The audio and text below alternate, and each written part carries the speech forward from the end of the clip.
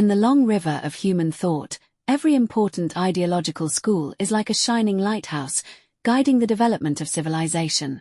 In the Pre-Qin period of China, Confucian thought is undoubtedly one of the most dazzling lights. With its unique wisdom and profound concepts, it illuminated the ideological journey of that era. The Pre-Qin period, approximately from the 21st century BC to 221 BC, was a period of great transformation and development in Chinese history.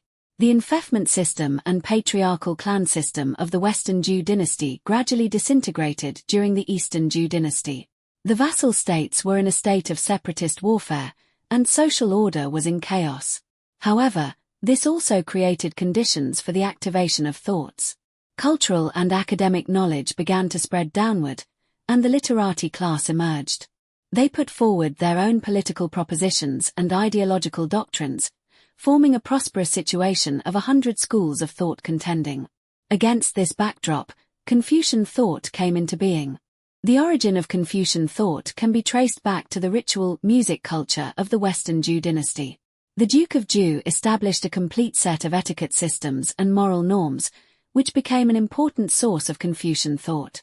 In the late spring and autumn period, Confucius founded the Confucian school on the basis of inheriting and carrying forward the ritual music culture of the Western Zhou dynasty.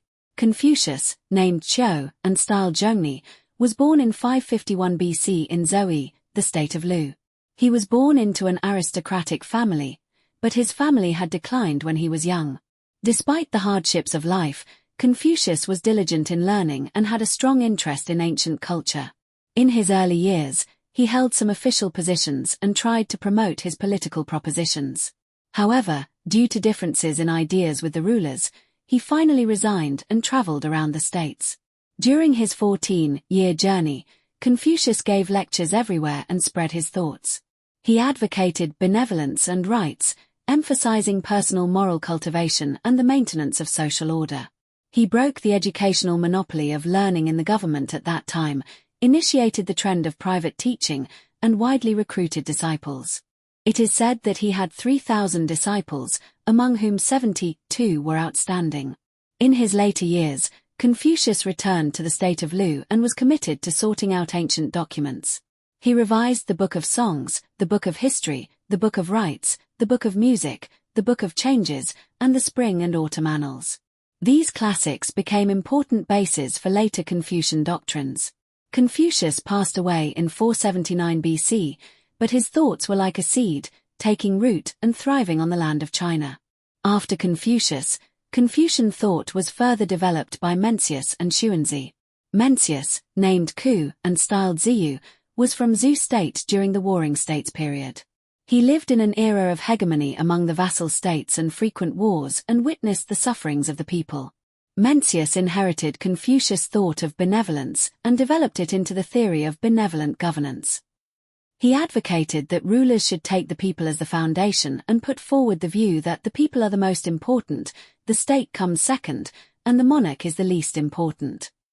Mencius also firmly believed that human nature is originally good and that everyone has the four beginnings: the heart of compassion, the heart of shame, the heart of courtesy, and the heart of right and wrong.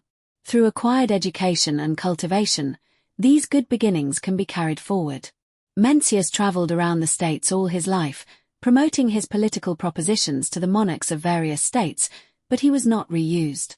In his later years, he retired and wrote books. Together with his disciples, he completed the book Mencius, which had a profound impact on the development of later Confucian thought.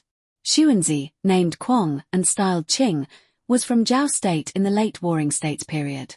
In the late Warring States period, the situation was more turbulent, and all states were seeking ways to enrich the country and strengthen the military.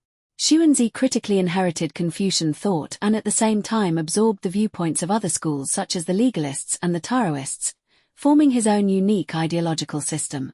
He advocated the theory of evil human nature, believing that human nature is evil and needs to be restricted and transformed through acquired education and etiquette norms. Xuanzi emphasized the importance of rights and also attached importance to the rule of law, putting forward the proposition of esteeming rights and emphasizing laws. He once gave lectures in the Jishya Academy in the state of Qi and served as the libationer 3 times, being a leading figure in the academic circle at that time. Xuanzi's thoughts had an important impact on later politics, law, education, etc. His work Xuanzi contains rich ideological contents in philosophy, politics, ethics, etc. Although Confucian thought did not become the mainstream governing concept in the Pre-Qin period, its influence was constantly expanding. It cultivated generations of people with lofty ideals and provided important moral standards and values for later Chinese society. Compared with Western philosophy of the same period, Confucian thought pays more attention to moral practice and the construction of social order, reflecting unique Oriental wisdom. Let's step into this history together, explore the charm of Confucian thought, and feel how it illuminated the ideological journey in the Pre-Qin period.